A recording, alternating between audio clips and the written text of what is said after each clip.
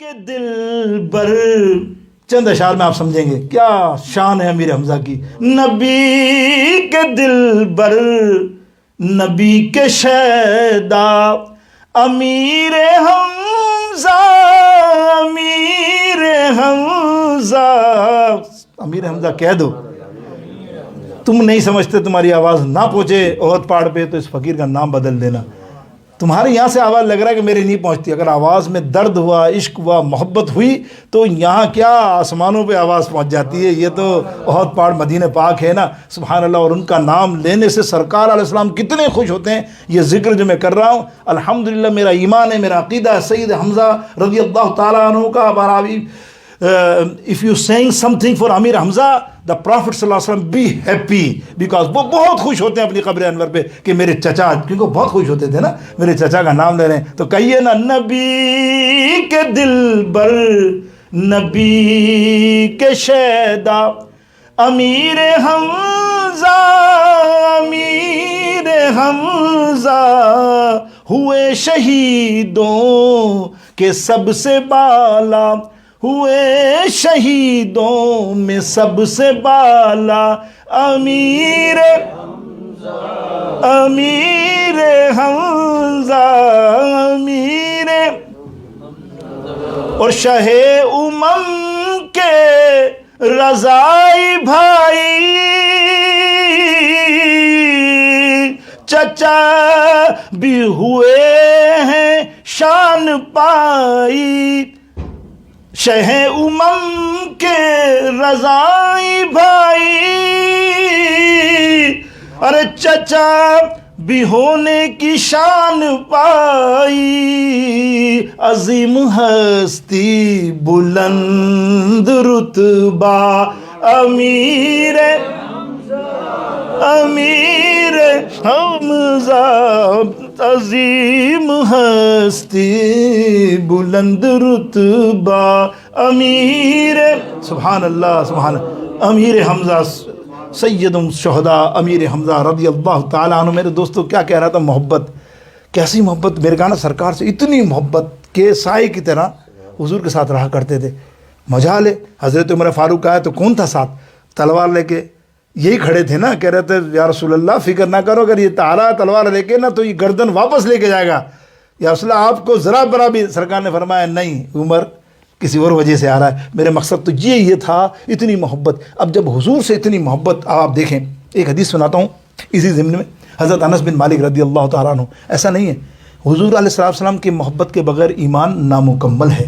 آج ہم جتنے بیٹھے ایمان والے، if you not love Prophet صلی اللہ علیہ وسلم تو تمہارا ایمان زیرو ہے کہ نہیں؟ تم مانتے ہو نا یہ بات؟ تمہاری لاکھ عقیدہ کتابیں بھری ہوئی ہوں، تبلیغ ہو جھنڈے ہو، پیچھے سے نبی کے پیچھے نعوذ باللہ برائیاں کر رہے ہو، غیبت کر رہے ہو، شانیں گھٹا رہے ہو، اور تم شان دنیا کو ہم سے بڑا نیک کوئی نہیں، ایسا کام نہیں آتا۔ نبی کی محبت ایمان کی شرط ہے۔ سنو حدیث پاک، پھر آپ دیکھو بخاری مسلم، یہ سیاہ کی حدیث بڑی مشہور ہے۔ حضرت انس بن مالک رضی اللہ تعالیٰ عنہ راوی ہے، آپ فرماتے ہیں کہ حضور علیہ السلام کی بارگاہ اقدس میں ایک صحابی تشریف لائے اور عرض کی یا رسول اللہ صلی اللہ علیہ وسلم قیامت کب آئے گی؟ عجیب سوال تھا ایک دم، قیامت کب آئے گی؟ سرکار نے فرمایا مسکرا کے اچھا تو نے تیاری کی ہے؟ اور ایک بات تو یاد رکھیے نا، ایک بات تو یاد رکھیے کہ قیامت زندہ لوگوں کے لیے ہے۔ Do you understand what I'm saying؟ قیامت ڈے آف ججمنٹ کس کے لیے ہے؟ الائیو، تم اور میں جب تک زندہ ہیں، ابھی آ گئی تو اپن نے دیکھ لی، نہیں تو قبر میں جانے کے بعد پھر کیا ہے؟ قیامت ہی تو ہے نا۔ جب قبر میں آدمی چلا گیا تو اس کے بعد اٹھے گا کب؟ قیامت میں نہیں، تو اب قبر میں تو کچھ کرنا ہی نہیں، نہ نیک کیا، نہ بدی، نہ کچھ، نہ چھپنا بچنا، وہاں تو یا عذاب ہے یا ٹھنڈک ہے، یہ دو ہی کام وہاں ہونے۔ تو اس کا مقصد ہے اٹھا تو قیامت۔ تو سرکار فرمانے تو نے کچھ تیاری کی قیامت کی؟ جو بات پوچھ رہا ہے بولے یا رسول اللہ تیاری کیا ہے؟ جو آپ نے کہا الحمدللہ بس فرائض پڑھتا ہوں اور جو چھوٹی موٹی آپ نے عبادت کی وہ کرتا ہوں، کوئی اتنا خاص نہیں۔ ہاں یہ ہاں جو ہے نا حدیث میں، ہاں سنو آپ کہنا، ہاں یا رسول اللہ خدا کی قسم اللہ اور اس کے رسول سے بے انتہا محبت کرتا ہوں، یعنی نبی علیہ السلام سے میں بے انتہا محبت کرتا ہوں۔ سرکار نے فرمایا جا المرء من احب الیہ، اگر تو نبی سے، اللہ اور اس کے رسول سے محبت کرتا ہے نا، ظاہر ہے جب قیامت میں اٹھے گا تو اسی کے ساتھ اٹھے گا جس سے تو دنیا میں محبت کرتا ہوگا. کہ محبت پیارے آقا سے وہ جذبہ ہے سنو لوگوں.